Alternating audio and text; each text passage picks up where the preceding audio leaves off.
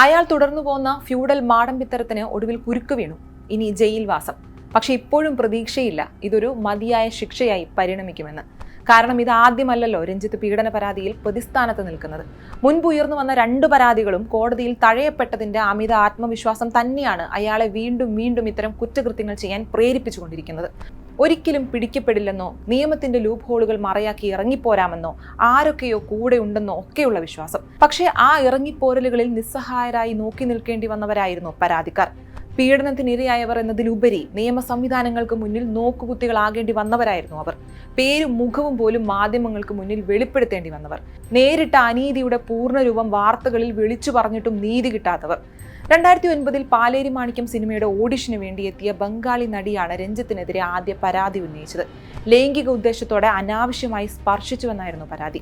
Hema committee റിപ്പോർട്ടിന്റെ സഹായത്തിൽ 2024 നടി ഈ വിവരം ഇമെയിൽ മുഖേന കൊച്ചി പോലീസ് കമ്മീഷണറെ അറിയിച്ചു.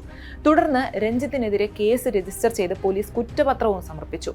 പക്ഷേ പരാതി നൽകാൻ വൈകി എന്ന കാരണത്താൽ കഴിഞ്ഞ ഒക്ടോബറിൽ കോടതി കേസ് റദ്ദാക്കി. 2009 നടന്ന സംഭവമായിരുന്നതിനാൽ കേസെടുക്കുന്നതിന് മജിസ്ട്രേറ്റ് കോടതിക്കുള്ള സമയപരിധി അവസാനിച്ചുവെന്ന വിചിത്ര ന്യായമായിരുന്നു കേസ് റദ്ദാക്കിയതിന് കാരണമായി ഹൈക്കോടതി മുന്നോട്ട് വെച്ചത്.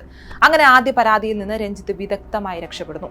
ഇത്രയും കാലം എവിടെയായിരുന്നു? അന്ന് തോന്നിയില്ലേ പീഡനമായിരുന്നുവെന്ന് തുടങ്ങിയ ക്ലീശേ ചോദ്യങ്ങളുമായി അന്ന് സമൂഹം പരാതിക്കാരിക്ക് നേരെ തിരിഞ്ഞു. അവർക്ക് നേരെ ഉയർന്നു വന്ന പരസ്യ വിചാരണയെ രക്ഷപ്പെട്ട കുറ്റവാളി ഒളിഞ്ഞിരുന്ന് ആസ്വദിച്ചു. നിയമം കൂട്ടുണ്ടല്ലോ, അയാൾ പിന്നീടും വൃത്തികേടുകൾ തുടർന്നു. പക്ഷേ അപ്രതീക്ഷിതമായി വീണ്ടും ഒരു കുരുക്ക് വന്നു. കോഴിക്കോട് സ്വദേശിയായ യുവാവ് നൽകിയ പരാതി രഞ്ജിത്തിനെ വീണ്ടും കുടുക്കി.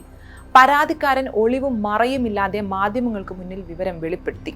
ദിവസങ്ങൾ നീണ്ട മാധ്യമ വിചാരണ. സിനിമയിൽ അവസരം ചോദിച്ചെത്തിയ തന്നെ 2012 ബംഗളൂരുവിൽ വെച്ച് രഞ്ജിത്ത് പീഡനത്തിനിരയാക്കിയെന്നായിരുന്നു പരാതി. സിനിമാ മേഖലയിലെ പരാതികൾ അന്വേഷിക്കാൻ രൂപീകരിച്ച പ്രത്യേക പോലീസ് സംഘത്തിനായിരുന്നു യുവാവ് മൊഴി നൽകിയത്.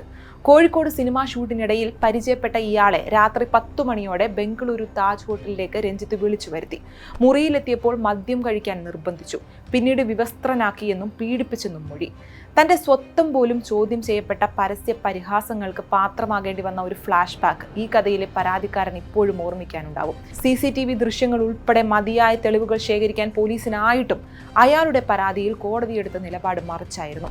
പരാതിയും പരാതിക്കാരനും വിശ്വാസയോഗ്യമല്ലെന്ന പേരിൽ കുറ്റപത്രം വീണ്ടും കോടതിയിൽ റദ്ദാക്കപ്പെട്ടു. അവിടെയും രഞ്ജിത്ത് രക്ഷപ്പെട്ടു.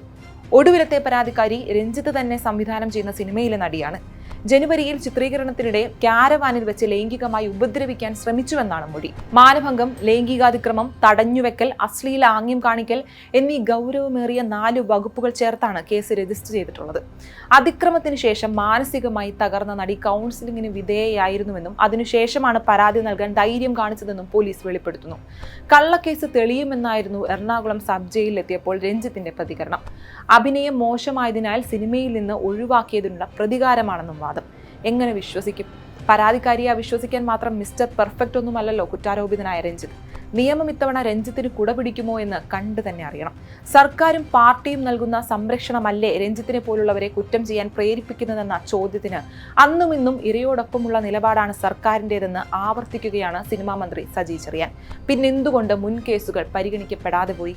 ഹേമ കമ്മിറ്റി റിപ്പോർട്ടിലെ പല പരാതികളും വെളിച്ചം കാണാതെ പോയി. സിദ്ദിഖിനും മുകേഷിനും നേർക്കുയർന്ന ഗുരുതര പരാതികളുടെ ഭാവി എന്തായി? ഉത്തരമുണ്ടോ ഈ ചോദ്യങ്ങൾക്ക്?